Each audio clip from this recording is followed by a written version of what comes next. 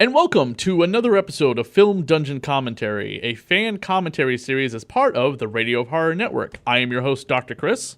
And I'm Mistress Zeneca. Mistress Zeneca is the co-host of the Dead TV podcast, which you can check out on radiohorror.com. Recently, we completed the 3 seasons of the animated HBO series Spawn, as created by Todd McFarlane, starring David Keith as the voice of Spawn. Now we're going to be doing a fan commentary for the Spawn live-action movie, which came out, I believe, in 1997, and starring John Leguizamo, Michael J. White, Martin Sheen, Teresa Randall, and Nicholas Williamson. This movie was directed by Mark Dippy, and was, again, based on the creation of Todd McFarlane. Now, recently, it was announced that Todd McFarlane is going to be making a brand new R-rated, hard R horror version of Spawn starring Jamie Foxx. That's right, Ray Charles, Jamie Foxx is going to play Spawn. Do you think he can... I will give him a chance. Yeah, I'll see if he can do it. Get it? Waka waka? No? Okay. That joke was towards Jamie Foxx, who is not legally blind, not the late great Ray Charles, by the way, so please do not take offense to that joke. I just do not believe that the comedian Jamie Foxx can play Spawn. So bring up your DVD if you want to follow this along. Otherwise, you can listen as one giant review of the film. When the 00000 mark on your DVD player, Blu-ray player, or counter, or however you're watching it, we're watching it on the New Line's Platinum Series Director's Cut of Spawn, which is a DVD, which I will go over some of the detail of this DVD because I do like its packaging a little bit while we watch the movie. So hit the play button now. So the New Line Cinema logo will have come up into view. Now, New Line Cinema started with what film franchise, Mr. Zeneca? Ooh, tell us. A Nightmare on Elm Street. Nightmare on Elm Street classic. But they had done films prior to that, but let's face it, it was the Nightmare on Elm Street that got them started. Then the last film franchise that they made, do you know what it happened to be? The last one? The last one that they produced in-house before they were folded into Warner Brothers. Oh, no, what was that? Based on the epic novels by Tolkien. The Lord of the Rings the Lord trilogy. of the Rings series? Yes. The Lord of the Rings was the last film franchise series that New Line put out before they were folded into Warner Brothers. I do love that series. And what a way to go out. You start with Freddy Krueger and then you end with one of the most epic trilogies of films of all time. Still hold up to this very day. And, of course, won multiple Academy Awards, including Best Director for Peter Jackson. And I actually do have Hobbit Days, where we celebrate the entire day with the 7 Hobbit mealtimes and watching all 3 of the movies. It's a long day, but totally worth it. Now, we have Al Simmons walking into this place and shooting all these people in a bloodless death because at the time this movie was in theaters, it was rated PG-13. Now, the weekend this movie came out, do you know what the number 1 movie at the box office was? Because it wasn't Spawn. Let's see, 1997, what was out? Inspector Gadget!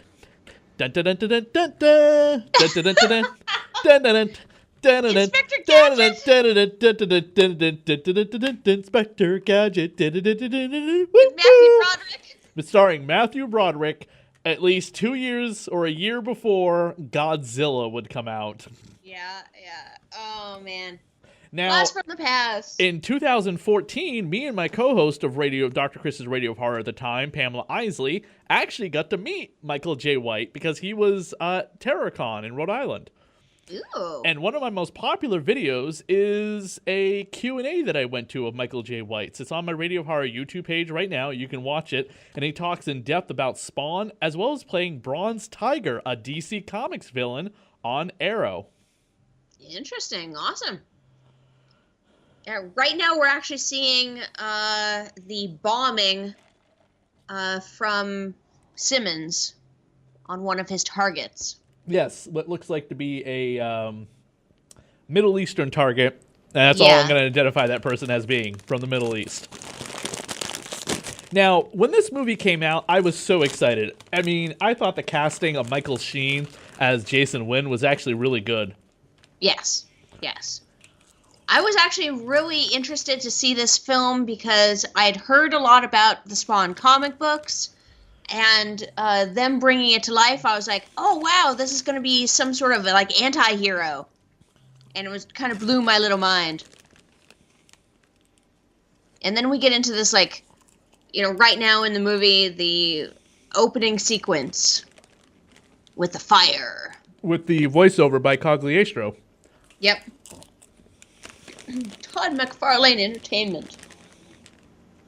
Okay. Now, as far as I'm aware, by the way, I was reading Spawn comic books at the time when the movie came out. Yeah. Cogliastro's origin had not been gone into yet in the comics. The movie did it first.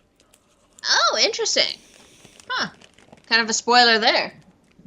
Also, do you know who the voice of Malbolgia is? Who? He has been the voice of Fred from 1969 to the current day Scooby-Doo, Frank Welker. Frank Welker, wow. Also known as the voice of Megatron on Transformers. But I had no idea until I read a Comic-Con article about the Scooby-Natural episode of Supernatural that Frank Welker has been the voice of Fred since 1969.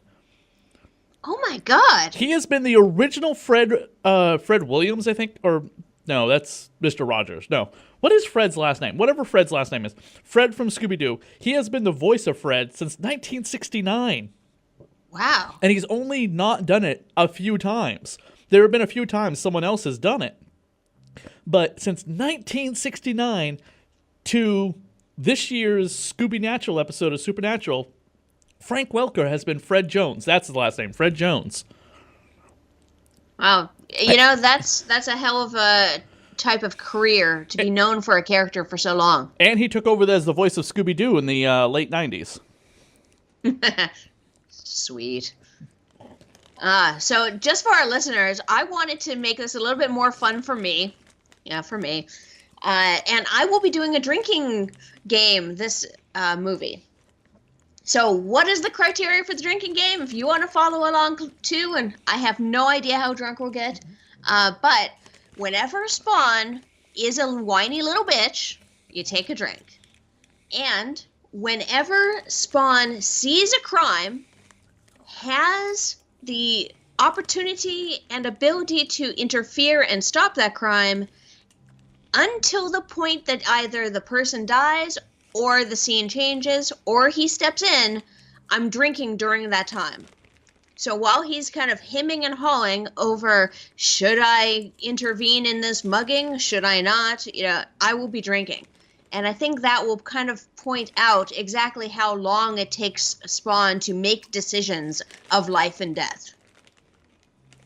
And that will be my challenge today. And our movie is still on fire, so, I'm not yet taking my first drink. One of the things about this movie that absolutely does not hold up to today is the CGI. It is god-awful in this movie. That's one thing that has improved over time is the amount of CGI and the quality of CGI. This was put out in 1997, so yeah, it's gone so much better since this time. Ooh, and here's our first look at the clown in shadowy form. Didn't you think John Leguizamo was dead? You said that to me. Yes. There was a huge internet hoax that he had died. And I had believed it. A lot of people believed it. I didn't ever get the message that it was not true. So I believed it for years until the point where he was being a headliner at a comedy club near me. And I was like, wait a minute. John Leguizamo's dead. Who's that? And I'm like, I looked it up. Nope. It was a complete internet hoax. That actually made me extremely happy because I love John Leguizamo. Okay. I haven't even started drinking and I'm screwing up his name. So that's a portent of things to come. You have to give it up to the casting of Martin Sheen in this movie as being the best casting of the film. Because he really fits the profile of Jason Wynn. He does. He's got that smarmy government shystery look. The movie was directed, as I said, by Mark A.Z. Dippy, who is still alive today. Lives in Tokyo, Japan. and it was the visual effects supervisor on The Abyss, The Hunt for Red October, Jurassic Park, 3 of the Paranormal Activity movies, The Flintstones, and both Dr. Dolittle films. Oh, nice. And we're just taking our first look at Wanda and Terry. He directed last year's Michael Jackson's Halloween TV movie. Oh, here's Al Simmons. Al Simmons petting his dog. Spaz. Mrs. Zeneca, what color, what nationality, and what skin color is Terry in the comics? Well, Terry is a black man. Correct. And in 2018, do you think they would ever switch the color of a character's skin today? From 2018? Yes. That is supposed to be black? I would hope not, but there's a lot of miscasting that happens, so I would hope they wouldn't switch the character's racial profile. But even today, I've talked to several African-American friends of mine, and they don't have a big problem with them having cast Terry as a white guy in this movie because he's such a minor character. Oh, that's true. It's not like it was in the animated series where Terry was a driving force of some of the plot lines. Correct. This is kind of... Yeah, and I talked to even... I mean, I even had a chance to actually talk with a Michael J. White about that. And he's like, that would probably never happen today, but that didn't bother me at the time. It really didn't. I mean, I was happy that they because also Spawn is almost indistinguishable from being black anyway because he's all burnt up. True. Okay, so... Now here's Priest. No. This is the... Melinda Clarke plays Jessica Priest, who is, if you listen to our coverage of the Spawn animated series, the real killer of Spawn in the comics. And she was Julie Walker in Return of the Living Dead. Yeah! Awesome. I do love that thigh holster she has. Oh, yeah. She is absolutely beautiful in this movie, too. Jason Wynn has scorpions on his desk that he is kind of putting his cigarettes out next to. Yeah. He wants to kill his insects. You should never have smoke around insects or birds. They just can't handle it. Didn't you ever watch Superman the Animated Series? Superman the Animated Series? No, okay. Never watched that. Superman the Animated, really good. All 52 episodes, amazing. Clancy Brown plays Lex Luthor on the show. That is why it's worth watching. Clancy Brown was in Pet Sematary 2. He was the prison guard, head of the prison guard in Shawshank Redemption. Okay, yeah, kind of plays a dick a lot. Yeah, he was also the drill sergeant in Starship Troopers. Yeah. Okay. Yeah. I'm trying to get back to Spawn here, but Lex Luthor on that show in his office had a shark tank surrounding his office. Well, I mean, nothing says evil villain like some sort of dangerous animal nearby. Jason Wynn has scorpions and tarantulas, and, I guess he's got a shark tank. Lex Luthor has a shark tank. I want laser rooms attached to their heads. Oh, and Al Simmons getting into a tussle. I mean, you have to admit, he is a very good contract killer. For the government. The actress, Melinda, by the way, was on all 70 episodes of the revival of La Femme Nikita called Nikita from 2010 to 2013. Oh, okay. Yeah, this movie does have quite a star list to it. You might also recognize her from your line of work at night, Mistress Zeneca. She was Lady Heather on CSI. Yes, in these specialized BDSM-focused episodes. Yes, I figured you would know exactly who that was. I like her. She's awesome in that role. The writer of the episode is the writer of the movie we're watching. Oh, he just got shot. They're having a good time at shooting him. Yeah. By the way, I really had hoped that his death would have been played up more like Alex Murphy in RoboCop. Okay, where that was kind of a very catastrophic death. Yeah, and this is where he just kind of set on fire. Yeah. As I was saying, Alan McElroy, who's the writer of the script with Todd McFarlane, was the writer of movies like The Marine, Halloween 4, The Return of Michael Myers, the first Wrong Turn. Sorry, the first three. Oh my God, I'm sorry. He's the writer of all 5 of the Wrong Turn movies. Oh, wow. And he was a series writer on Spawn, the animated series. Okay. He's been doing this a while. Yeah, and his most recent gig just ended. He wrote 7 episodes of The Vampire Diaries, and he was the executive story editor for that show, and has just started working on The Night Shift, which is I believe a doctor show. No. Okay, who has a bigger explosion death, Al Simmons or Peyton, the actor, the guy who would become Darkman, played by Liam Neeson? Well, that actually blew out, what was it, like 2 floors, 3 floors? Yeah, I heard it was a badly controlled explosion. Thankfully, no one was really hurt on set. Yeah, so I would say Darkman.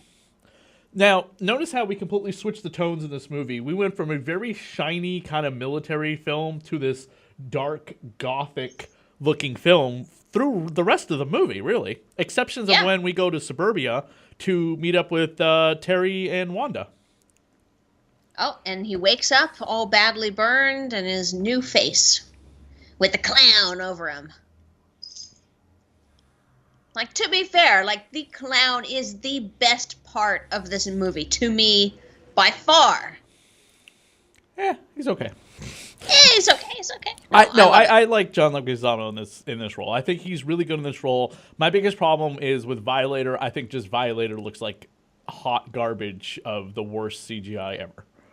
It was the beginning stage of the CGI, so... Now, during the banquet scene coming up where Spawn confronts Jason Wynn, keep an eye out for a certain warrior angel. This is before the license to the character was lost due to the lawsuit between Neil Gaiman and Todd McFarlane. Okay, so I'm not actually going to count him being a whiny bitch until he gets his feet underneath him here. You know, he's just woken up on Earth and he has no idea what's going on quite yet. I'm going to give him a little bit of time before I start drinking and calling him whiny. Now, also keep an eye out for Todd McFarlane in a scene in this movie. Oh, he's doing a cameo? Yeah, he's in the movie. He plays one of the bums of Rat City. Okay, I never saw him, so I will keep my peepers. The budget for this movie was estimated to be, if you can believe this, $40 million. Huh. Do you know what the budget of green eyes. Do you know what the budget of Logan was? How much? Logan, by the way, for anyone not familiar, is the last Wolverine movie starring Hugh Jackman. Considered to be one of the cheapest comic book movies ever made. The budget on that movie, $95 million. Wow. Guess what the budget of Deadpool was? $70 million. The first Deadpool. Jeez. Yes. Look, you can make a comic book movie that doesn't cost $200 million to make. Like the Joker movie coming out starring Jake Gyllenhaal is estimated to cost around $60 million. Because it's just a guy. How many people are in this alley? It's just a guy in makeup playing the Joker. You don't need a big extravagant budget. Like Spawn is a special effects heavy film. The movie grossed Spawn $21 million its opening weekend, with a United States total of $54 million and a worldwide total of $87 million. So it was a hit. Yeah. It was a modest hit. Worldwide, it was a bigger hit. I mean, it doubled what it cost to make worldwide. It did pretty good in the States. It made $14 million over budget. So that's a hit, you know? It's enough for the financiers. Gee, what is this reminiscent of? Did anyone see Deadpool? What happens when Deadpool first emerges in public? He's like stumbling around and people are seeing him, and it's Yeah, it's he looks a lot more freakier than they should be calm about. how many people have you ever seen in public walk around looking like the way Wade Wilson or Al Simmons does? Not too many. But you do see them sometimes. Sometimes, yes. And what is your reaction? Well, I mean, I'm concerned, they went through some sort of major ailment and, burns or whatnot. You always want to hear the story behind it, but you don't want to actually be that rude person that asks. Mm-hmm. Cyan, the actress playing Cyan, is actually still working today. Cool. She is. Hold on, I will find it in 1 second. I've been hung all over Melinda Clarke because again she played the gothic zombie biker chick Julie Walker in Return of the Living Dead. If you know what I'm talking about or don't know what I'm talking about, go look up the movie poster. She's pretty hot and she's right up Mistress Zeneca's alley because she's dead and hot. Okay, so now we're at Cyan's birthday party. Yes, where Al is being a peeping Tom of some kind. Yeah. And the clown is doing his party routine for the children. But Cyan, the actress playing Cyan, probably, it looks like she's kind of recently returned to the acting thing because she has credits in 2017. Nothing I've ever seen, but she was in the movie 13 Going on 30. That was a big role for her, starring Jennifer Garner, who, by the way, has a movie coming out. I saw the poster for it at the movie theater, and I'm like, Jennifer Garner has a movie coming out? Hey, I mean, good work if you can get it. Yeah, but when was the last time you saw Jennifer Garner on the poster for anything? She's been out of it for a while, but I think she had kids to raise for a little bit. Yeah, she's in a movie coming out called Peppermint. Cool. Peppermint is a revenge story centering on a young mother who finds himself with nothing to lose and is now going to take from her enemies the very life they stole from her. Spaz the dog knows who's daddy. Aw, she's trying to do that. Al Simmons and dog reunited. The actress who plays Wanda in this movie, I think, is one of the was at the time that I don't know what she's doing today, but at the time this movie came out, I thought she was one of the most beautiful women on the planet. Teresa Randall. Mm-hmm. I thought Teresa Randall was. I mean, she is gorgeous. She is gorgeous. I mean, she has got some serious credit to her name, having been in Near Dark and Bad Boys 1 and 2. This is kind of a pitying situation where Terry and Wanda and Cyan are just kind of looking upon Al like a bum crawling on the ground. Yeah. And the clown kind of comes in and saves him, from embarrassment. But yeah, if that happened in my backyard, I'd be more than slightly concerned. Teresa Randall also, by the way, played Michael Jordan's wife in Space Jam. Oh, cool. The actor who plays Zach, he's one of the kids in the alley, Miko Hughes, who you might know from as Gage Creed in Pet Sematary. Yep. He's the little boy that he's the little boy that Spawn befriends. Also known as Dylan from A New Nightmare. He was the son of Heather Langenkamp's character. I always liked that child actor. Met him at a con a couple times. Really decent guy. Cool. Okay, so now from this point on, if Spawn is a whiny bitch, I'm gonna take a drink because it's coming. He did it a lot in the animated series. He's going to do it in this movie. Now, it's funny. In both the comic book and the animated series, we open with him having the costume already. In this, he doesn't have the costume. Does not have it, yeah. And we're currently at the 22:35-minute mark. Let's see. Nicole Williams played Cagliostro. What is he doing today? He has unfortunately passed away. He was 75 years old and died in 2011. But Jesus Christ, this guy couldn't get away from being in a fantasy movie if his life depended on it. Having been in The 7% Solution, The Cheap Detective, Excalibur, so also a lot of detective movies and detective productions. But, wow, in 1997, Spawn was his final role. Huh. Interesting. That I was not aware of. Clown, why are you taking off your underwear? All right. Gross. We'll get to the now three main characters and what they are doing these days. Michael J. White, who of course plays Al Simmons' Spawn, was in recently Black Dynamite. He was Black Dynamite, which if you haven't seen it, check it out. It's a lot of fun. He was Gamble, of course, in The Dark Knight. A lot of people remember him from that movie as getting a pencil through the head by the Joker. Nice, yep. He was on the Black Dynamite TV series as well, and for better or for worse. And as I mentioned, he played Bronze Tiger on 3 episodes of Arrow, including the Suicide Squad episode, which was a lot of fun. That was an episode that also had a small cameo by Harley Quinn, but only from the back. Okay. If you can also believe this, guess where he got his start in films doing? Where? Where did James Gunn get his start in movies? I don't know. Where? Trauma Studios. Oh. Michael J. White was in The Toxic Avenger 2 and 3. Oh, man. We actually went to Dragon Con last year and had pictures taken at the Trauma booth with Toxie.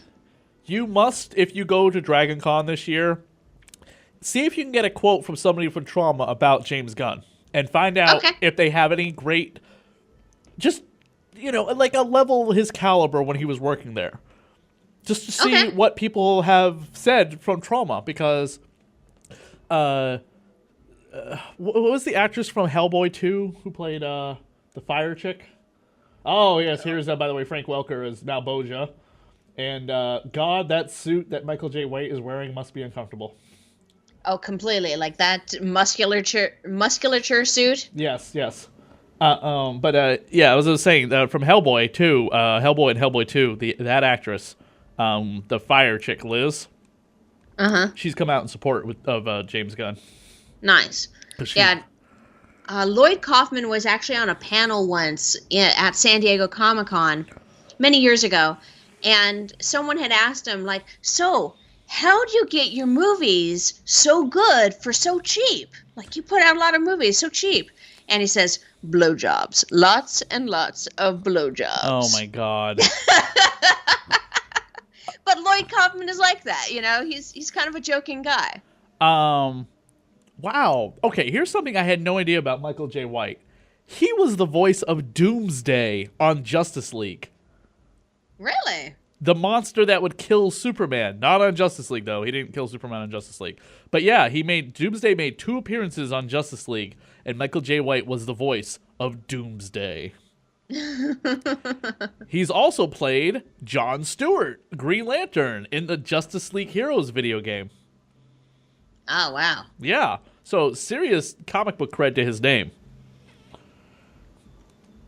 All right, so we got John Leguizamo, who the last thing I saw him in was Ice Age. Yeah, probably one of the Ice Age movies was the last thing I saw him in, as well as Land of the Dead. Oh yeah, that was a while back though. Yeah, but the last movie I ever saw him in live action was Land of the Dead. I've seen most of the Ice Age movies. Oh, I'm sorry. I'm an idiot. I forgot. He plays John Wick's friend in John Wick 1 and 2. Oh, okay. There you go. Yeah. And he'll be in John Wick 3. So right now Spawn is looking at his own tombstone and the clown is explaining what is actually going on with him. And then Martin Sheen, who, God, I thought someone told me, excuse me, he had retired. Most people know him, of course, for playing the President of the United States of America in The West Wing. One of the most popular television series of all time. And a president we could certainly use today.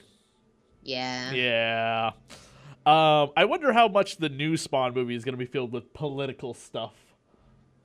I mean, you really can't get around it. I love these guys who worship Satan or in the cemetery. And John Leguizamo says, why do we get stuck with all the retards? Not a word you would use today. I'm just quoting the movie. Yeah. All right, so don't freaking leave comments in the comment section below. I don't want to hear about it. But Martin Sheen's on Grace and Frankie. You ever watch that show? Is that the one with Lily Tomlin? I honestly, I remember my girlfriend saying that she was forced to watch it, and I was like, what is that? She's like, you don't want to watch it. No, yes, this is the show with Lily Tomlin and Jane Fonda. Yeah, I haven't seen that. Yeah, so he's on that show, and he was on Anger Management, where he played his son's father on that show. Wanda! Yeah, of course, a lot of people know him playing... Most young people today who've never seen The West Wing or didn't watch Grace and Frankie probably know him as playing Uncle Ben Parker in The Amazing Spider-Man 1 and 2. Nice. I forgot that he played Ben Parker. I mean, he wasn't a bad Ben Parker, but he was just... It wasn't a great movie, so it's kind of forgettable that Martin Sheen was Uncle Ben. Here comes the Satanists getting their encounter with the clown. Oh, this is where he gets his powers. His suit. Yeah, the symbiote. I have powers. Spikes.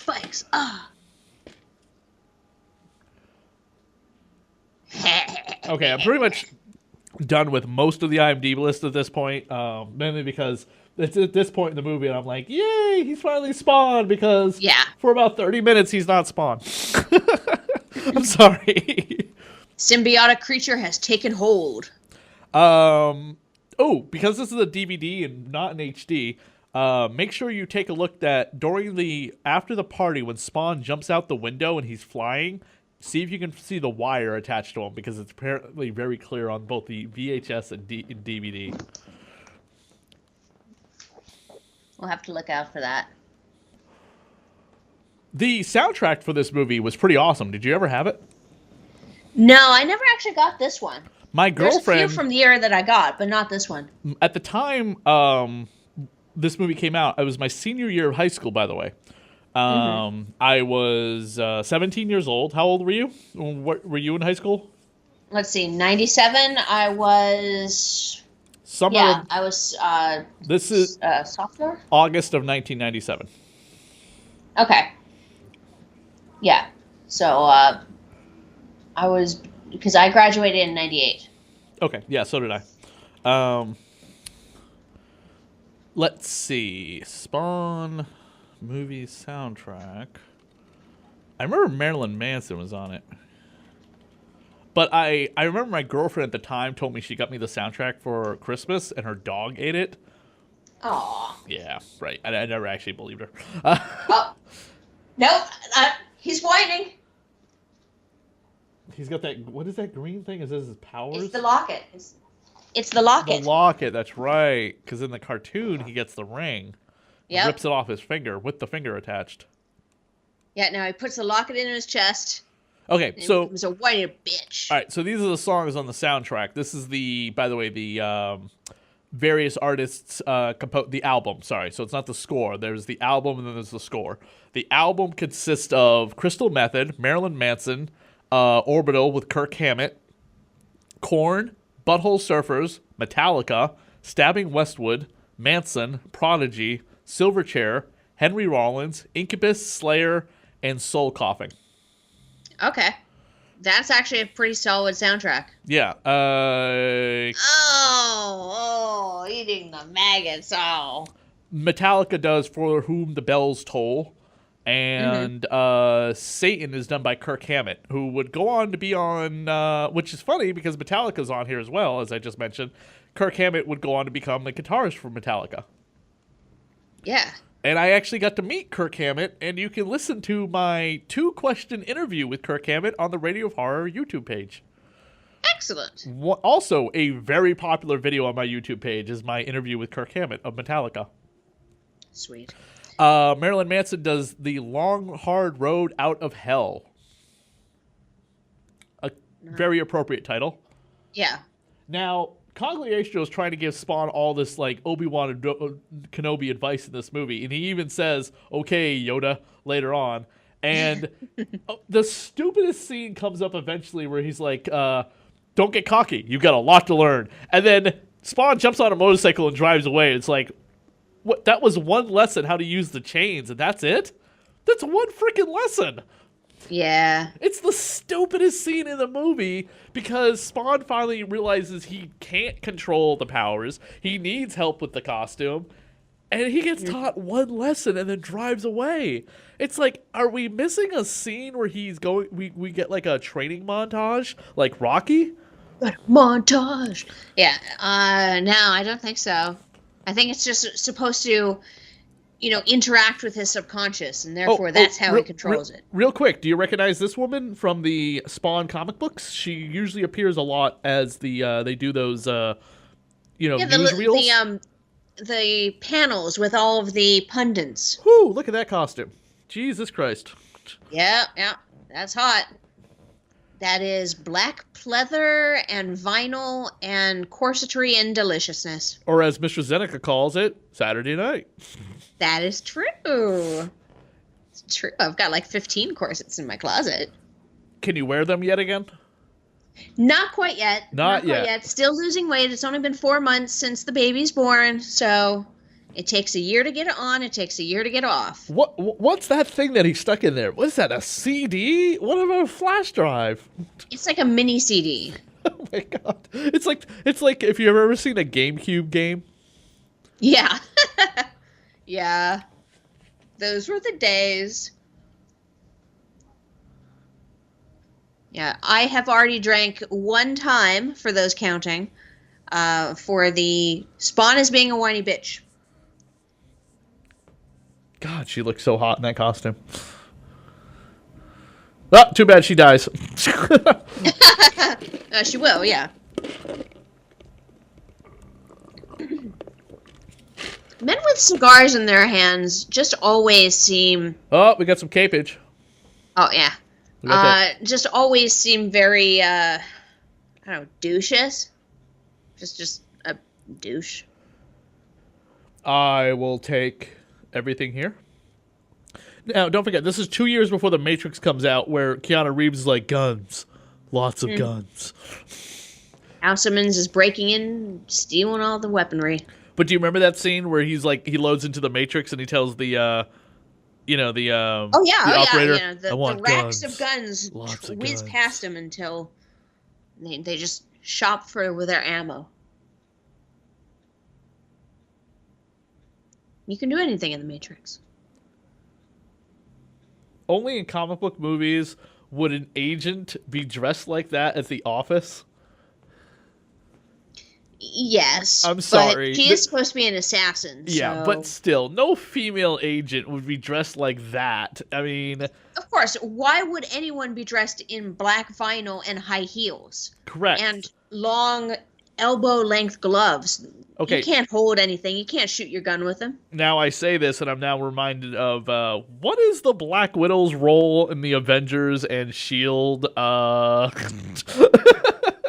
I mean, seriously, her costume is very inappropriate for what she does. Who? Natasha? That type, Black Widow and this agent here. Priest. Black vinyl is not the best material for making a flexible, stretchable, comfortable outfit. Yeah, but actually, I remember. Hold though. on. Actually, now I remember correctly. The Widow's costume in Avengers Age of Ultron, Avengers Age of Ultron, and Infinity War is not vinyl leather. It's like body glove. Really? Yeah, it's not leather. It's an actual fabric that she can move around in. Because don't forget, Scarlett Johansson, up to the point she was pregnant, did a lot of that stuff in that costume, and her stunt doubles had to as well. Mm-hmm. Oh, that's good. Yeah, go back and look at photos of her in the costume. It's not leather. Yes, she's wearing heels sometimes, and sometimes she's wearing flats and blah, blah, blah, blah. Okay, I get that argument, and I'm on your side of it. Whatever your argument is about it, I'm on your side. The point I'm making is about her costume, though. Look at the way the Black Widow moves and runs around in that. Whether it's Scarlet or stunt doubles, I don't care. She can run in that costume, and she can move alongside Captain America, Thor, and Iron Man, or run from like a CGI Hulk or whatever. I mean, she has a lot of movability in that costume. She's not restricted. Mm-hmm. Just look at any of the scenes the Black Widow is in. She can move. Yeah. And she's that's really she's not like Batman, who's got like this robotic, stoic kind of movement to him, you know? Mm-hmm. What have we seen Spawn do? Really nothing in that costume other than jump, but I guarantee that was probably a thinner material that he gets to jump around in versus what he's walking in. Oh yeah, that outfit is completely right there. Look, right there in the green. Yep. That's Angela. That's okay, Angela. yeah, just look at the there. earrings. Look at the earrings. Did you see it? Yeah. Yeah, it's got the Spawn figures on them. I thought that was Sinbad for a second. Oh, no, he wasn't in this one. Okay. We would have listed him on the cast list if he was. Although, if you wanted to play a game of, like, squint and tell me the star, Betty White was in the background. Was she? I mean, she actually wasn't, but if you squint and look at the background okay. I thought you were telling me she had, characters- like, a background walk-on that I missed. No. It's just the fake celebrity squinting. All right, so we're about to get to our big action scene. Yes. So the DVD, by the way, Mm-hmm. yes, of course she shows. Oh, okay, so this is her costume in the comics. The DVD that I have has the R-rated widescreen version converted from a high definition transfer of the movie, commentary by Todd McFarlane, and the director, and the producer, and the special effects supervisor. Oh, here we go. That's his Batman entrance. Yeah, got to get that cape. Oh, that cape looks so bad. Filling up the entire room. Yeah. You. Me? I swear to God, whatever my son did, Charlie will take full responsibility for his actions. He's gonna get such a spanking. Oh, wait a minute, he'll like that. Immediately, he knows it's Simmons. Of course. Immediately. In the comic books, Jason almost went the entire series without ever finding out, I think. Yeah, no, it was a big mystery. Okay, so behind the scenes special effects featurette, gallery, screen to storyboards, original Todd McFarlane sketches, a music video, the trailer, and biographies of the cast and crew. That's a pretty packed DVD, actually. Yeah, I guarantee this is coming out as a special collector's edition next year when the movie comes out. They will be re-releasing Spawn on Blu-ray. All right, cool. There's also a novelization of the movie, which I happen to own. How is that? It is heavily detailed and a lot more in it than what we get in this movie. We've got like a huge gunfight going on. Oh, and Spawn is now showing his regeneration abilities. The problem is yes. in the comic, he never takes the mask off, almost hardly ever. Yeah. But in this, he needs to have the mask off because Michael J. White needs to be paid. Well, yeah, and you see the facial expressions. It's so hard to do facial expressions in any sort of superhero mask. That's why the Deadpool and Spider-Man now have the movable eyes that are actually CG. Like Tom so the expressions can come out. Like Tom Holland's Spider-Man. Yeah. Which was, of course, a character also drawn by Todd McFarlane. Ow. Yeah. That's a big slam. Oh, can't get the groin shot. The cod piece from hell. Basically.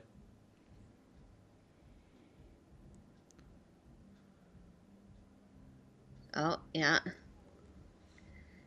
The standing over monologue. About to kill her. You don't have the guts. And she's dead. Bah.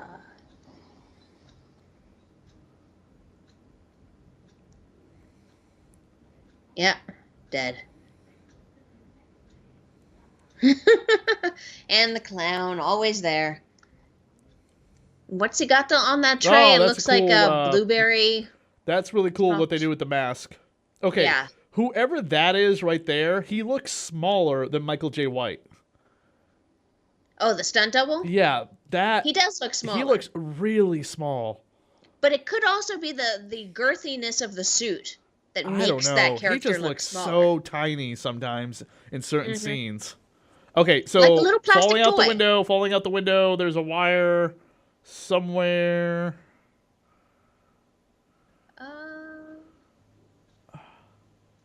I'm not seeing it. Yeah, I was told to look for it. It's like so easy to spot. Oh. I'm not seeing it. Holy shit. That's what he says. I mean, the hand suckers are pretty cool.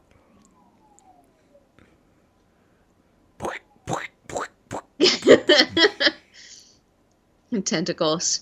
Hey, he could make his own tentacle porn. I'm sorry, are shotguns really gonna reach that far up? Oh, totally not. Shotguns are not meant for that distance. You need a rifle. Why doesn't he just stay a wall until they all leave? I do have to say that the blending in with the brick trick that his cape does is pretty damn cool. But why doesn't he stay there until they leave? Yeah, I don't know. No one said Spawn was bright. He's supposed to be. He's supposed a killer. To be this big military badass. Yeah.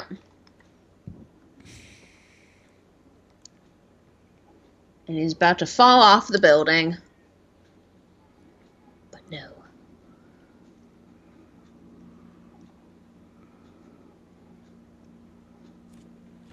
So Todd McFarlane also has a message on the inside of the flap of the DVD.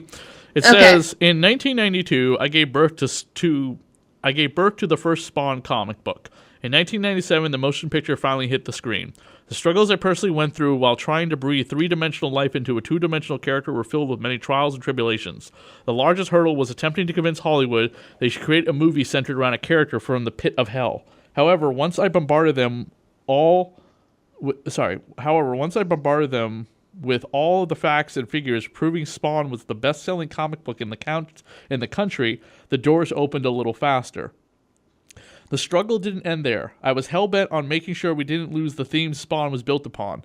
I patterned these themes mostly around my life and the fact that I, like everyone else, am faced with bigger forces which I would rather not have to face. In Spawn's case, it's heaven and hell.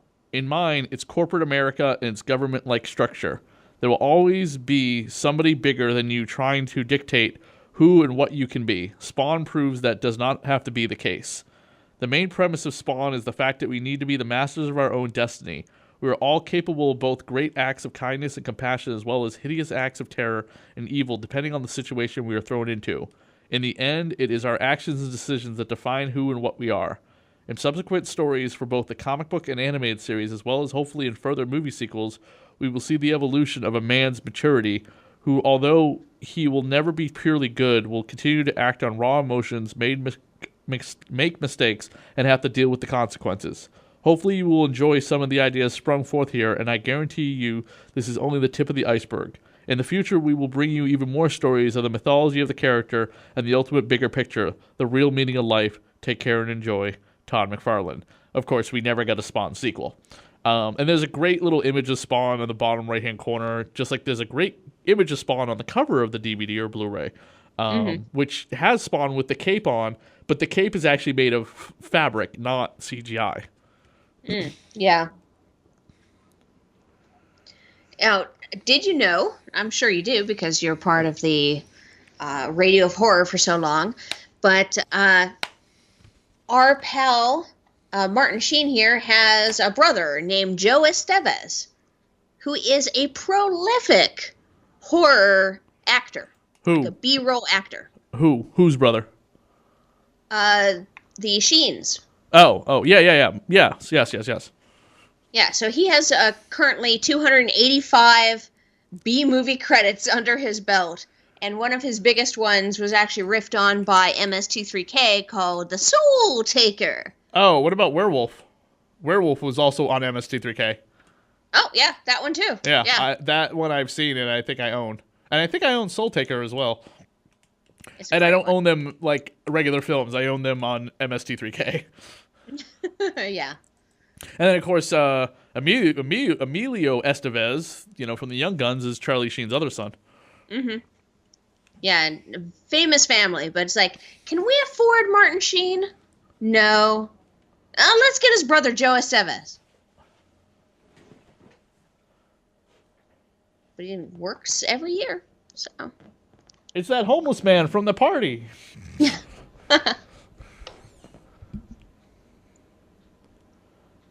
I remember when these toys came out, Spawn had like 3 toys. He had Bum Spawn, Al Simmons, and Spawn with and without mask on.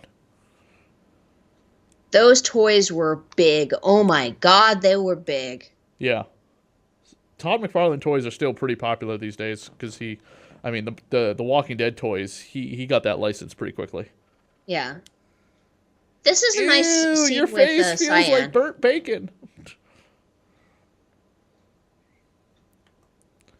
Cyan isn't afraid of him. Apparently not, even though he looks like the Wishmaster. True. Now, why is the burn of Spawn different than the burn of, let's say, Freddy Krueger? Well, Freddy Krueger also had, I don't know, like, he was in a boiler room. He wasn't covered with napalm like Al Simmons was. Oh, the clown as the cheerleader is hilarious. Oh my God.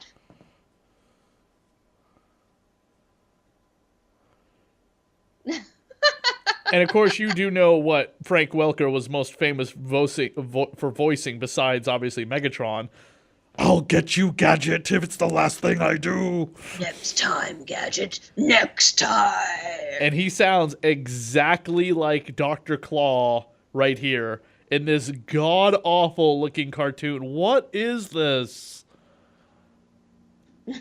That is horrible. Yeah, Malbosia looks a little bit like the first steps of a 3-dimensional animation class's senior project. Yeah. And look at the toy that Cyan has. Yeah, the clown.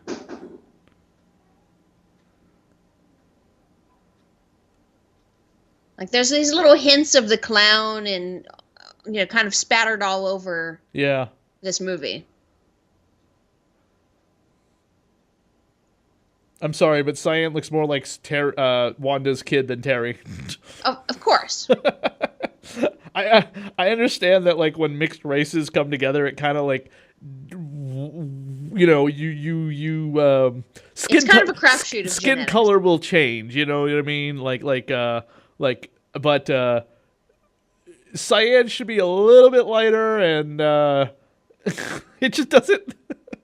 You just never know. There's actually a set of twins that are very famous for being actual twins, like fraternal twins. And one of them is pale skin with red hair, and the other one is black hair, black skin. But they are sisters. Now, black skin, like black or like brown, black, African-American? African-American brown of, I guess, medium shade? I don't really know. Like Barack Obama was? Yes. Okay. Yes. Like Cyan and Wanda are? Yeah. Okay. Yeah. The girls are gorgeous, but no one can tell they're sisters because one has pale skin with red hair. Oh. Like very, very recessive genes, and the other has very, very dominant genes. Genetics is one of those things where it's not, you don't really know what you're going to get. I've had 3 children and none of them look like me. Okay, so was that Al's dog from 5 years ago? Because he's been dead for 5 years. Oh, right here. Here's Miko Hughes. Yep, the kid. Yep, Zach. Being treated horribly. Oh, God, that just makes me want to vomit. Oh, God. Yeah. Ugh. There are other places to get food from. God, I remember that one time I felt so bad for my brother. He went and cooked some hot dogs from the freezer and ate them and, like, just kept, like, coughing them up or whatever, and he was crying. He was, like, really young. And my mother and stepfather asked him what was wrong, and he was like, "The hot dogs are rotted." I was like, "Oh my god." Ugh, I felt yeah. so bad for him because he was like trying to eat them, you know what I mean? And he was crying. And I was like, "Oh my god." I never felt so bad for my brother before. Yeah, here we go. The kid is trying to defend Because he his. doesn't want to throw away good food either. You know, my brother didn't want to throw away good food either. It's like the same mentality as his kid. He was just like trying to eat it and not, realizing that it's just stop eating it. It's Just too bad. rotted, yeah. Oh god, I felt so bad. And that scene always just kind of gets to me now, because it's like that poor homeless kid. He's not really Yeah. homeless. He's, again, It's a movie, I know. yeah, he's a movie. And here we've got the scene of Ow. Jason Wynn getting the implant. Yeah, you can hear it too, like the crack of probably the chest plate. I don't know why they wouldn't put him under for that one. He might not be able to go under, and it just has to be like a. Maybe he has to remain awake. Certain surgeries need to be done like that. Oh, bang! Kills the kid.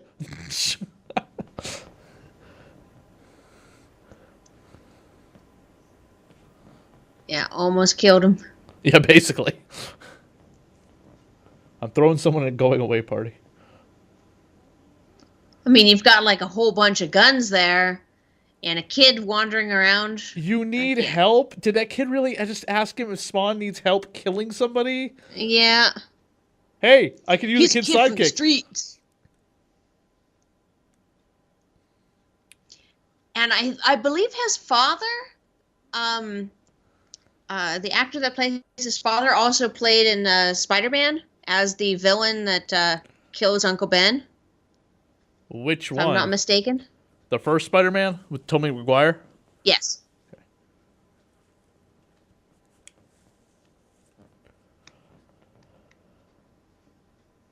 All right, so Jason Wynn's implant is online. So if he dies, then there's a whole mess of trouble. Armageddon. Yep. Yeah, good work. I just put a doomsday device in my chest, so if I die, the whole world dies. What if you get into a car accident? It's not... I mean, that's kind of the mentality of any rich man ever. If Now, I can't have it, no one will. What, Yeah, those look like real worms to me. Yeah, they Dipped do in look like mayonnaise. worms. Gross. Ugh. Well, I mean, the clown is designed to be gross and disgusting and repellent in every way. Yeah. It's time. It's time for what? For me to teach Spawn a lesson? Yeah.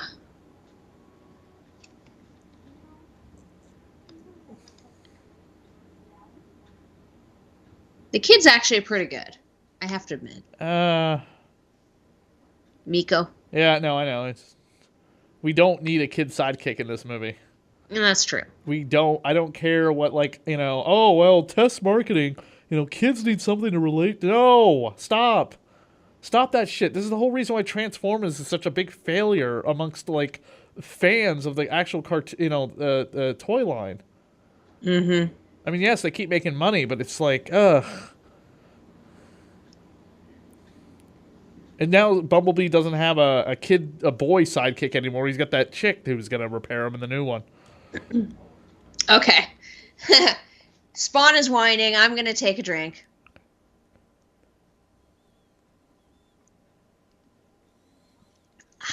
Yeah. All right, you take a drink and continue the commentary. I'll be right back.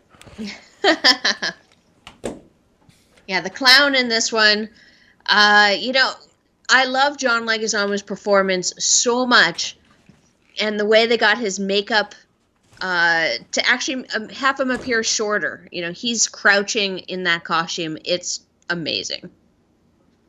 But here, Spawn is he just can't get over it. Strangling the clown. Oh, no. Another drink. He's whining. He's yelling at the clown. Yeah. Who? Yeah, I am drinking today because I don't drink beer. I'm drinking a raspberry cocktail mixed with fruit punch. It's actually not bad, but it tastes a little bit like cough syrup. Because I wanted to have something that would be the medicine I needed to get through the Spawn film. Oh, here we go. The clown is taking spaz. You put that dog down. Yeah. Oh, yeah. Oh, no, the spaz. Yeah. Okay. So Spawn just shot the clown. But it's not going to make any difference because, he's a demonic entity. There was way more whining in this movie when I remembered it after not seeing it for over a decade or so. I thought there was going to be more whining. But in the animated series, there was a lot of whining, plus a whole bunch of moments where, he's just not helping out his fellow alley inhabitants. But this right here is pretty cool. The CGI graphics when the clown is actually changing into the Violator is pretty cool. Even though the Violator itself, is alright. But for the time, 1997, these graphics were pretty top-notch. I mean, it looks a little bit like, I don't know, Stay Puft Marshmallow meets Guar. Yeah, kind of like Guar. And for some reason, Spaz the dog is the hero of the scene. Don't know why. But. And the Violator goes down. I don't know how many people live in this alley, but there has to be a lot. They're just everywhere. Oh, there he is. That's Todd McFarlane. Oh, that was him? Yeah, that was Todd. Ah, it's one of those blinking... Oh, there he is, yeah. Yeah, he's still in the scene. But that's Todd McFarlane. Okay. Yeah, I never recognized him before, but I got used to his face from watching the animated series. I mean, he's dirty and his hair's all wet, too. But yeah. That's Todd McFarlane. Don't shoot me. So Violator had a miniseries, his own miniseries in the comics, and it sold like crazy. Because it was just insanely hyper violent. Mm-hmm. Mm-hmm. Oh, smack! There goes Zach's dad. He's dead. Pop. Yep, Zach's dad is dead. Yeah. No getting around that one. I like the fact that Spawn put the mask on, even though it doesn't have the cape, but I'm glad it's not just him walking around with his burnt-up face. Mm-hmm.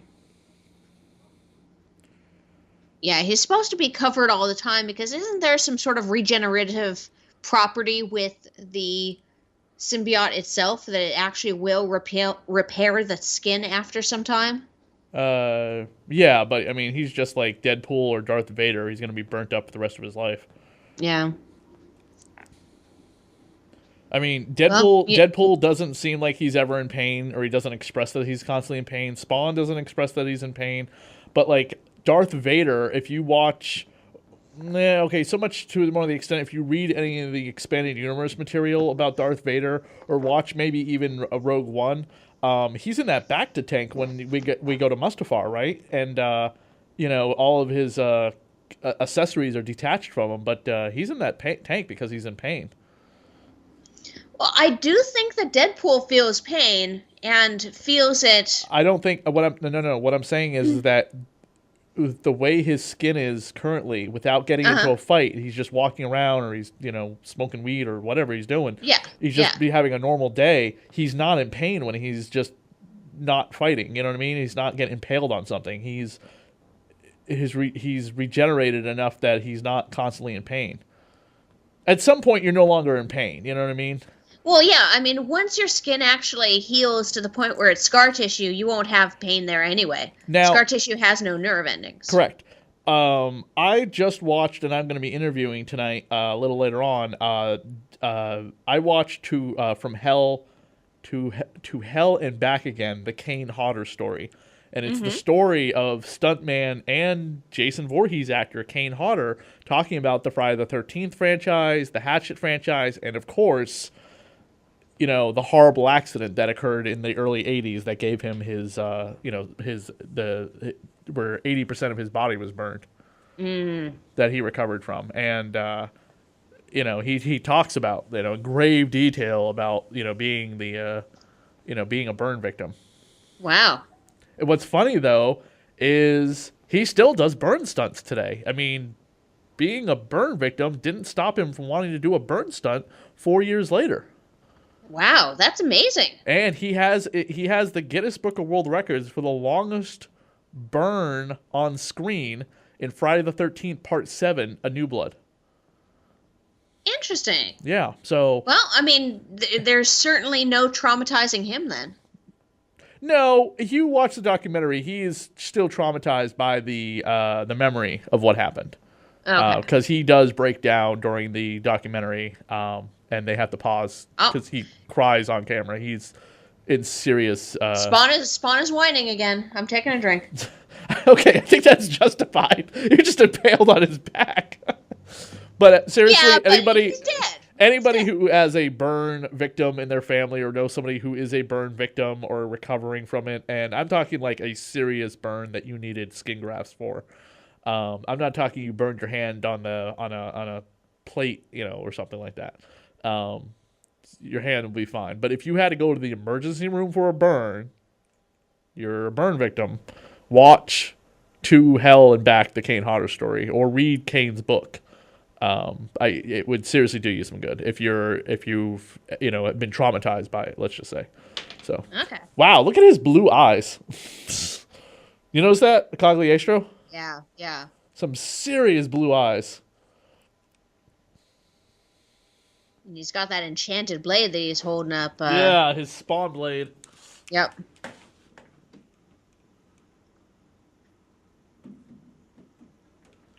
Now, Spawn hasn't said anything in this moment, but he still looks like he's whining, so I'm going to take another drink. By the way, did you notice Zach's dad's eyes flickered?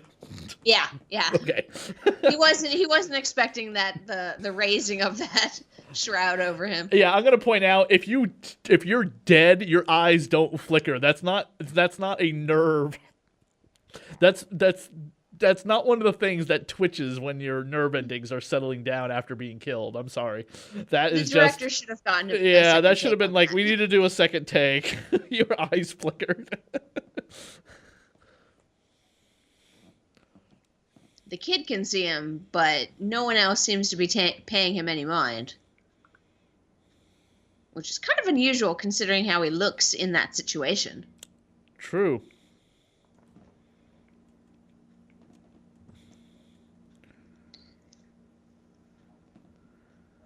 Arguing with I can never say his name. Cogliostro.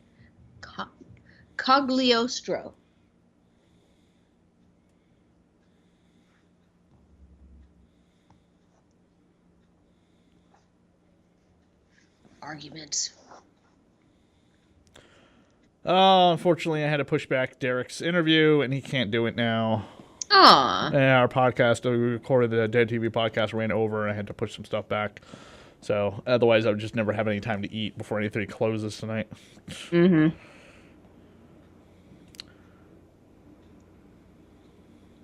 But I totally forgot Miko Hughes was in this until I was looking at the cast list. I mean, I completely forgot that he was in this movie. I mean, it's kind of unusual to have a kid. I don't know. He's not a sidekick like Indiana Jones sidekick. It's just more like the kid's there to add some sort of emotional depth to the alleyway, I suppose. I'm not entirely sure.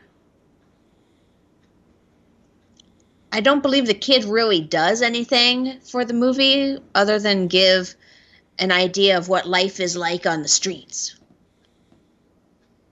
Oh, here's the chain lesson. Yeah, the chain lesson, which I think is kind of... It's got to learn it sometime. bunch of comic book related stuff happened at Comic-Con, of course, because it was Comic-Con this weekend, but I don't remember seeing anything about the new Spawn movie at Comic-Con this weekend. I haven't heard anything. Yeah. We're keeping our ears out, but haven't heard any new developments. Now, the day we're recording this is July 22nd, 2018, and this will be on the Radio Horror YouTube channel sometime this week. I don't know when, but sometime this week. So check out the other Film Dungeon commentaries on the Radio Horror YouTube channel. The last one I did with Mistress Zeneca was Constantine, and then we will be doing, after Spawn, Friday the 13th, Jason Goes to Hell, the final chapter, in honor of John D. LeMay having been on both the TV series and the movie. Mm-hmm. All right, now he throws the bottle. And... Don't get cocky. You got a lot to learn, and then it's end of lesson. It's like this. It's like, is there something else that we were supposed to get? Because then he's like, here, I don't need the guns anymore. Because he can't. He gets rid of the guns. He's not going to kill Jason Wynn. Oh, he finds out that his demon power is much more powerful than the guns, but he's still taking them. But he's not supposed. No, watch. He gets rid of the guns. Yeah, and he steals the motorcycle. And he turns the motorcycle into a Spawn cycle. Did you know there was a Spawn video game for PlayStation and a Spawn video game for Super Nintendo? No. Yeah, there's a couple Spawn video games out there. I wouldn't say they're all that great. Spawn would also show up in Soul Calibur, the fighting game series, alongside Darth Vader and Yoda, depending on which version of the game you bought what system for. Yeah. All right, so now it becomes the Spawn cycle. There's also a Spawn board game.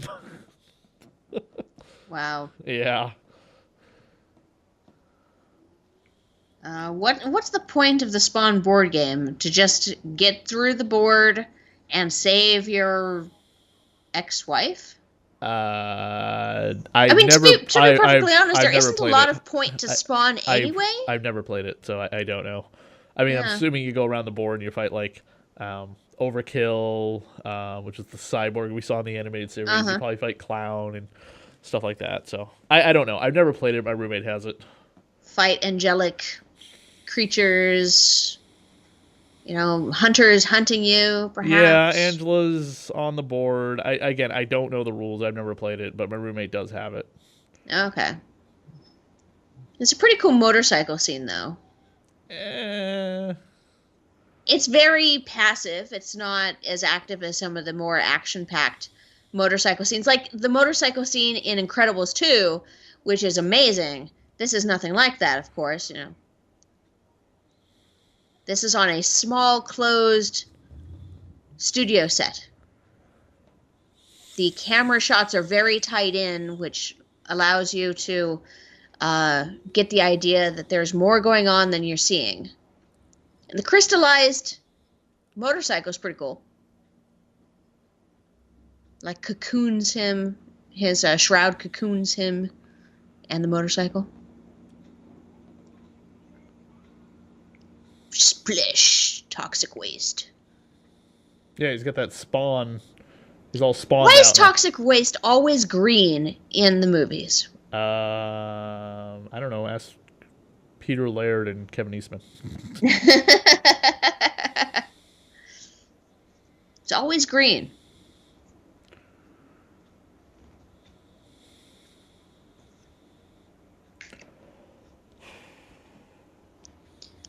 The CG cape seems very out of place in today's filmmaking. Did I tell you what the new podcast idea I had was? It'd be the Lost Boys minute by minute one? No. No, which one then? It's going to be and this wouldn't happen probably until at least something else has been finished. Probably the Lost Boys, but maybe I'll start it sooner if I get the right help on it. A Bible Black podcast. Bible Black podcast. Covering every episode of the hentai cartoon Bible Black. Okay. Bible Black is a horror erotic horror thriller hentai involving like Not a schoolgirl. tentacle monster one? No, there's no tentacles in this one. That's Okay. that's about 1 billion other hentais. This usually involves like demon worshipping, devil worshipping, rape, murder, schoolgirls with the ridiculous looking breasts and hair, and women who grow penises out of their clitoris. Yeah. Yeah. I mean, I don't actually watch Hentai? much. Well, certain hentai I will watch, mostly the tentacles. But as a general overall rule, I don't really watch anime. Gotcha. Very scant anime things that I will voluntarily watch. And it's mainly because of the style and the artwork. I think a female co-host on this type of anime would be awesome to have the woman's perspective on hentai. Obviously, they would have to be a fan of it, of course. There are women who are fan of hentai. It is fantasy. Yes. It is fiction. Fiction. I need to make that point very clear. Fiction. Depictions of rape everywhere, but it's fiction. It's fiction. It's a fantasy. It is a consensual fantasy. Let's just say that as well. It is no different than a BDSM session. So, getting a little off topic here, but I just have to bring it up while we were talking about this because this scene kind of bores me. So, Wynn just shows up and these guns. Oh my god, I am not a gun expert. Are you? Do any of these guns really exist? Honestly, this doesn't look real. I've been in the military and I never fired a weapon like that. I mean, that barrel is so big. Like the amount of the caliber that you'd have to shoot through that gun to make it functional would be incredibly huge. That's like, I don't know, close to 50 caliber. And that's not a weapon that you would bring inside someone's house. No. It's like a hand cannon. Exactly. Like the missions that Simmons went on, maybe.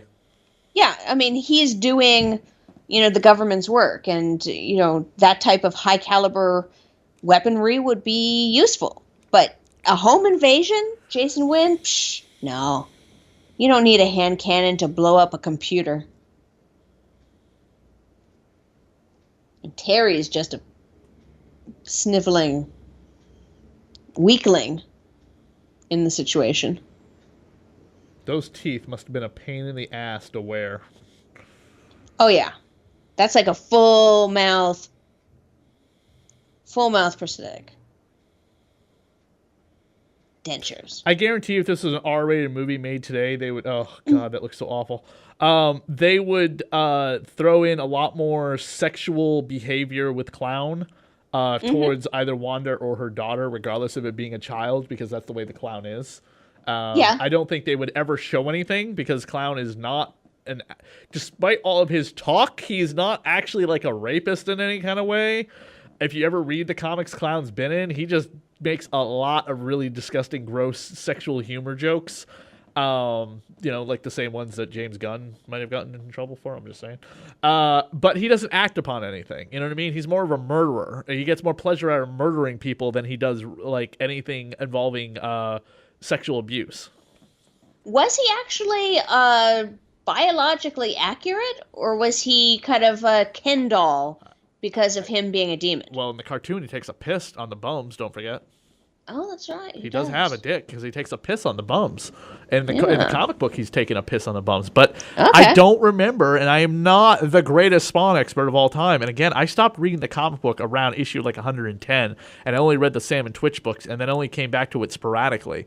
So, Violator Clown is, as far as I'm aware, is pretty asexual. Because we had Billy Kincaid for the sexual, deviant character. Now, I'm hoping that the R-rated Spawn movie that they do. Oh, this is just terrible. The R-rated Spawn movie. CG. That's just that whole just Wanda being trapped in that. Anyway, if they do the R-rated horror Spawn film that McFarlane wants to do, I would want them to do the Billy Kincaid story. That is a very interesting story. Nothing is more darker than a child killer who kills and rapes children. And I'm not saying doing it for shock value, but if it's part of the story that you need to tell, then it's not shock value because that's you know what I mean? It's part of that story. It's kind of like I need to start drinking. Wanda's in trouble. He's not saving her. he's not whining about it though. Oh, now he's interviewing. Yeah, but part of the rules was like if he had the power to stop it, and he didn't. Oh, okay. So he had the power to stop it. No, Wanda. He hesitated. What's the biggest problem with women in comic books, Mr. Zeneca? The way they're drawn, the way they're written. Okay, I was gonna go with the way they're written and they're drawn because that's always drawn goes without saying. But I was gonna say that the girl in the refrigerator problem is always been an issue. Gwen Stacy, Kyle Rayner's girlfriend, Wanda. Yeah. I mean, basically the only purpose the female serves is to propel the hero to do something heroic or whatever. You know what I mean? Lois Lane is never put in that type of position usually. Okay. Spawn, you should be undoing all those people. Okay. Yeah, but he's going to use his magic to take that thing out of his chest, though, right? Isn't that what happens? Well, he let Cyan's mouth go free. He didn't free anyone else's bindings to let them go. He thinks Wanda's dead, so he doesn't care anymore. There's nothing else that matters to him other than Wanda. So with Wanda dead, he's like, fuck the world. Yeah, but I think he has some sort of affection towards Cyan. And this is basically right here. This is Malboja being like, yes, do it. Do it. Because if he brings about if he brings about Armageddon on Earth, then Malboja can rise up. Do it. And of course, there's all those spawns jumping around. Oh. Did the director forget to get the girl to cry because those are some dried up tears on her face? Yeah. She should be crying until she's got nothing left to cry, because at some point laser eyes. You cry to a point that you don't have any tears anymore, because you're basically, your tears are generated by whatever liquids in your body. Mm-hmm. So she should be like a blubbering little girl right now. Yeah, so apparently Spawn's power is he can remove things from people's bodies. He's got some type of opening portal in people's bodies power. I mean, don't forget, the other thing they never did on the movie was they didn't do the power countdown. The power timer. Oh, yeah, the power timer, yeah. And Wanda just kind of breaks free. Nothing holding her back there. I'm taking a drink, because that's... It's Terry's turn to wear the ball gag. Zing! She must have had a lot of fun in this role, considering she was basically just a dotting mother, housewife. Well, she's not a housewife. She's a lawyer. She didn't really have anything to really do in this movie other than coddle her kid and talk to Terry. Let's face it. Wanda does not have a lot to do in this movie, so this gave her something to do. Sorry, this gave Teresa Randall, this gave the actress Teresa Randall something to do, because Wanda had nothing to do in this movie. Cyan had more to do than Wanda did. Propelling the plot forward? Yes. Yeah, like Cyan actually was given stuff to do, Yeah. Wanda had nothing to do. Yeah. Yeah. One of my favorite Spawn stories ever is about a boy who's left alone on Christmas Eve with his older brother, and his older brother gives him his Rudolph the Red-Nosed Reindeer cartoon to watch, and goes to a party to get drunk. And he's supposed to be, obviously staying home and watching his brother while his mother works. His mother's going to work like a triple shift. Okay, so Wanda's still alive here, though. Yeah. Okay, so go ahead. And the boy, thinks that Santa's going to come. And, of course, his brother's like, you freaking little, calls him a retard. There is no Santa Claus, but whatever. And the boy goes to bed, and he hears something on the roof. And the pitter-patter of little footsteps. And next thing you know, he looks out, and he's like, Santa's here! And it's Spawn going after a couple crooks. And one of the crooks lands on the balcony or whatever with his Santa cap on. He's like, ooh, it's one of Santa's elves. Gotta get the cookies ready. And he's waiting in bed patiently or whatever, and Spawn's like fighting with the crooks, And Spawn flies away with the crooks attached to his cape, and it looks in the shadow like Santa and Sled, and he goes running underneath the chimney, and there's no presents there. And the boy is devastated, and he's crying.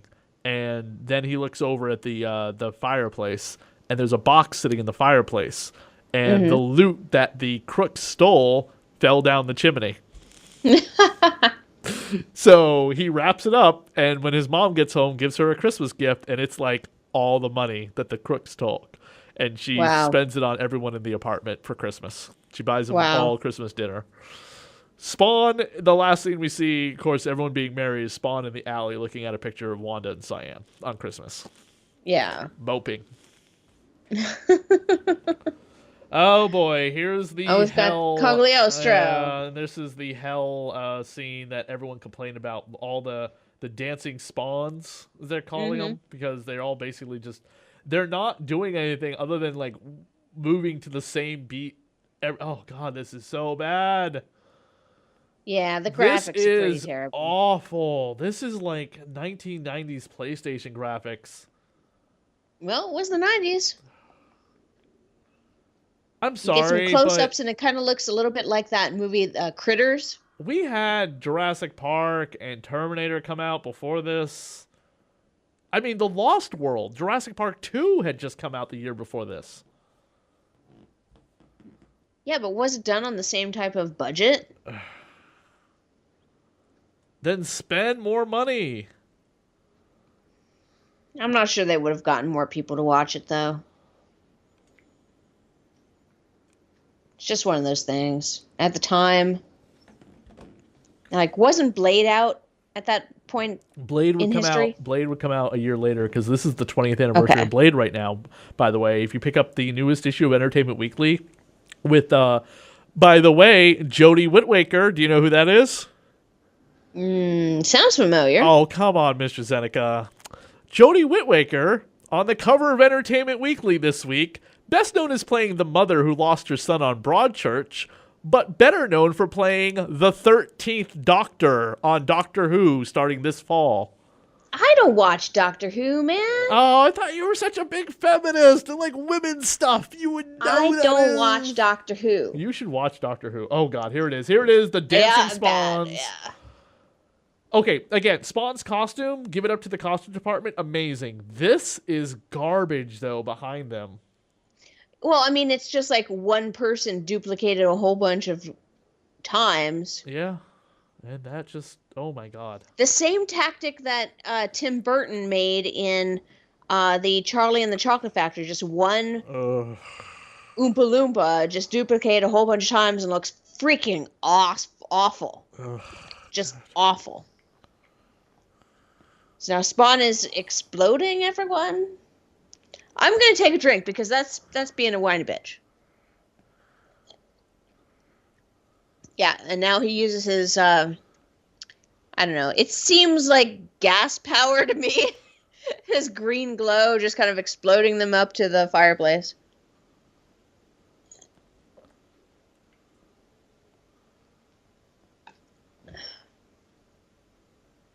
There's Wanda and Terry.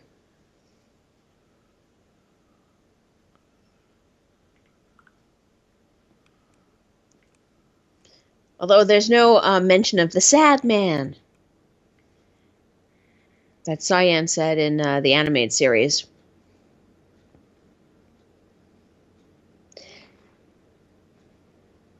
Cagliostro and his chainmail. I don't know. How far are we into the movie now? We're pretty much almost over. We only got maybe 10 minutes, 12 minutes left. Wow. I mean, I was expecting a lot more of what we saw in the animated series. You know, sure, this has been like 15 years since I've seen this movie. Don't forget, this actually came out right around the animated time the animated series was getting kicked off on HBO. Yeah. The animated series started in 1997. Spaz! The dog is back. Everyone talks about, of course, like Black Panther being like the big black superhero movie, and it's like, well, there was Spawn, there was Blade. Yeah. Those came first. Everyone was like, Deadpool was the first big R-rated movie, and it's like, no, that was The Crow, that was Blade, that was maybe Spawn on DVD, because again, I remember Spawn was PG-13 in theaters. It had to be PG-13 because kids knew who Spawn was.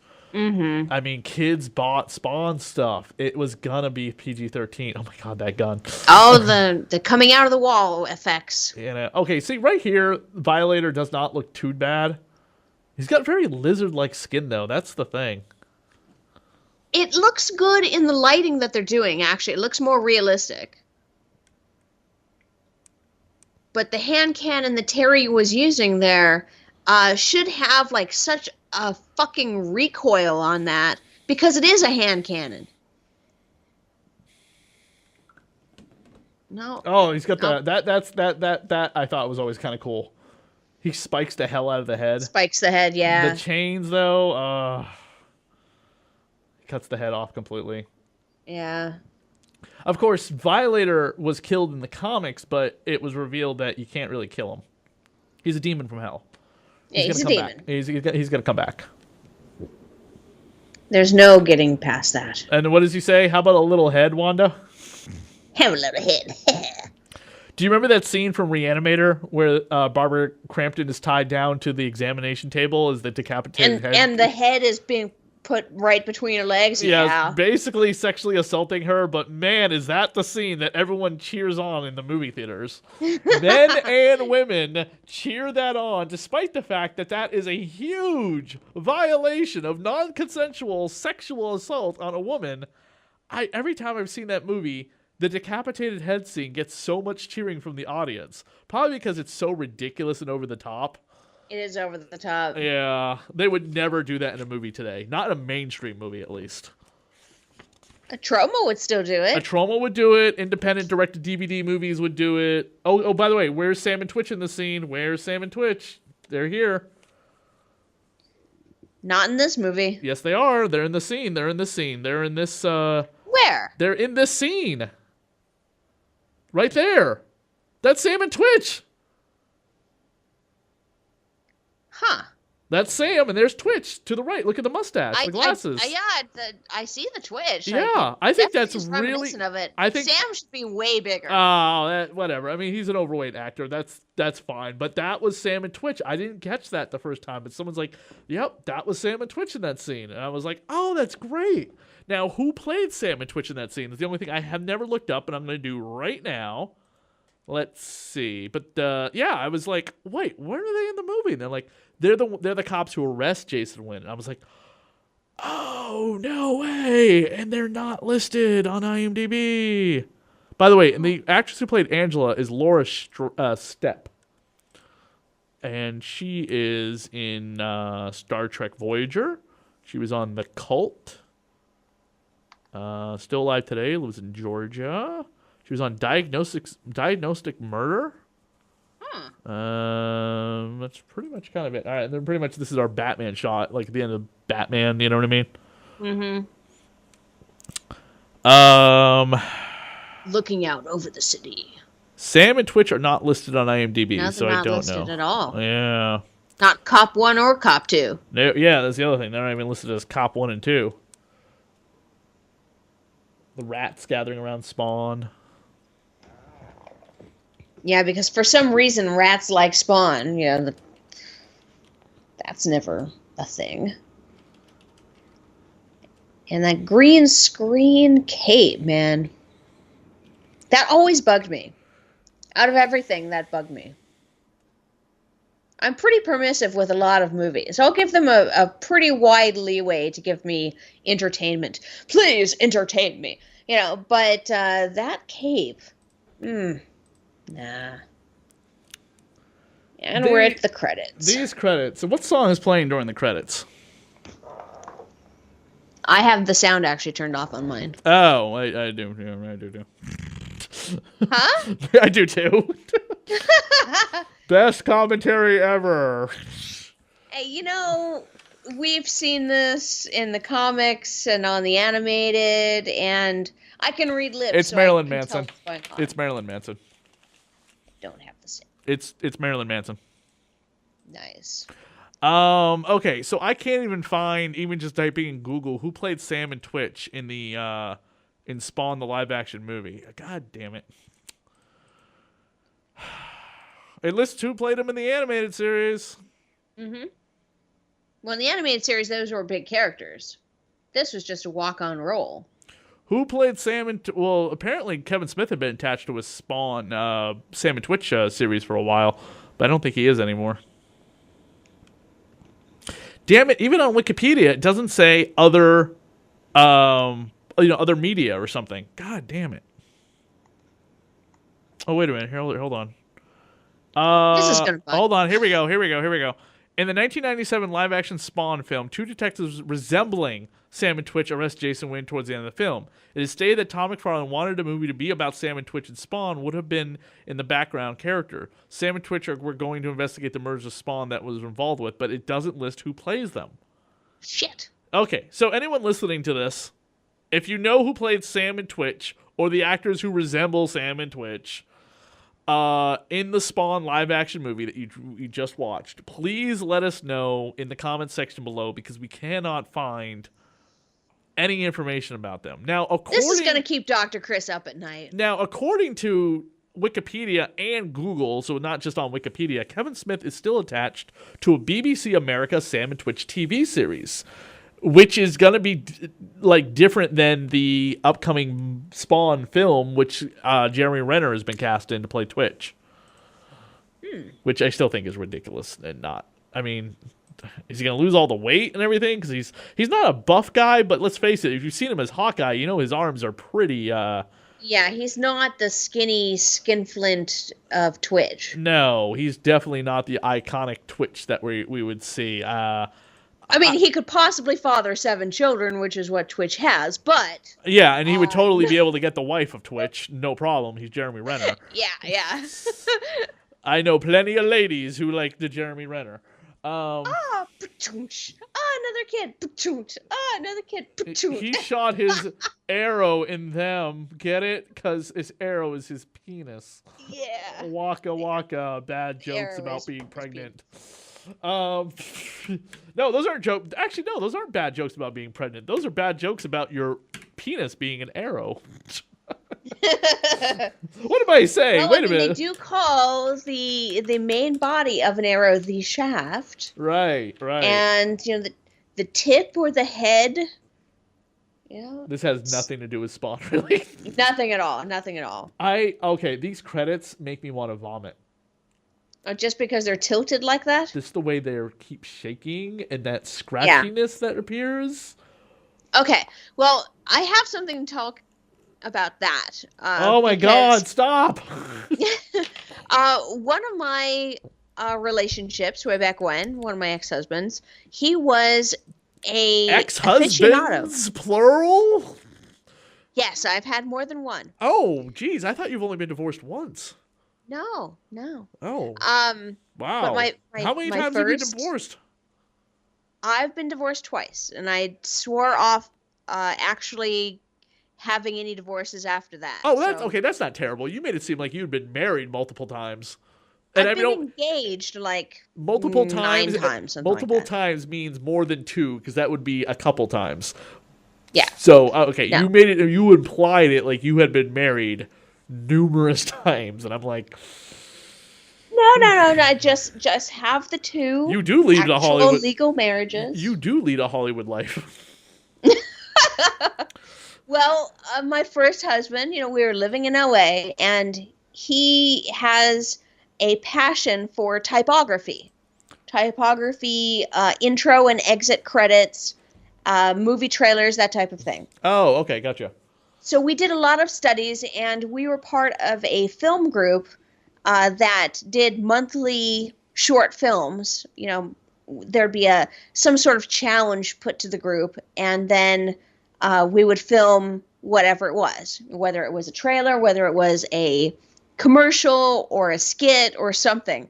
And since his passion was for typography, his main influences, the ones that he said were the best intro credits, was from the movie Seven. Huh. This right here is actually reminiscent of those credits because of the scratchiness, the moving text, the dirtiness of the font. And that was a real big thing. There's clean and there's dirty font typography. Oh, okay. Typography can actually have a lot of influence over how a product feels. You know, what you feel going into it or what you feel on the exit of it really makes a difference. A Times New Roman font will look different than a Comic Sans, and it feels different than a Comic Sans. Oh, okay. All right. Gotcha. What you have here is actually a combination of like a, I think it's like a sans serif or whatnot, dirtied up and with replacement letters. Pull down your pants pictures. I've never seen that before. So it's pretty interesting. It's supposed to give almost a cipher type of feel to it.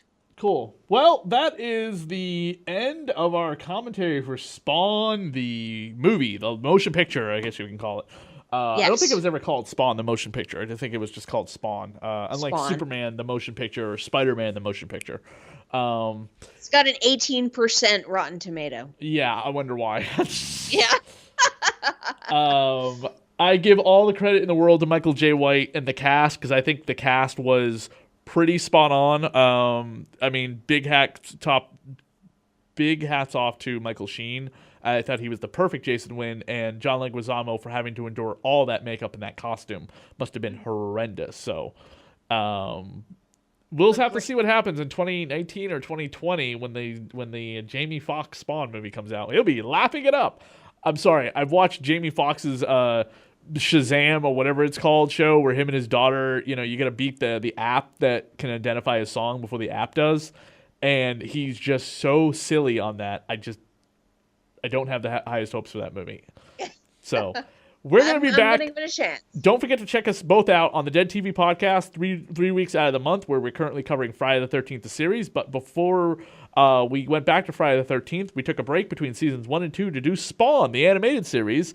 And for the most part, we really enjoyed it. We poked fun out of it. We pointed out the inconsistencies and some of the not so cool things that Spawn would do, like, pretending to be his best friend to rape his wife. Thank God that wasn't in the movie. Yeah.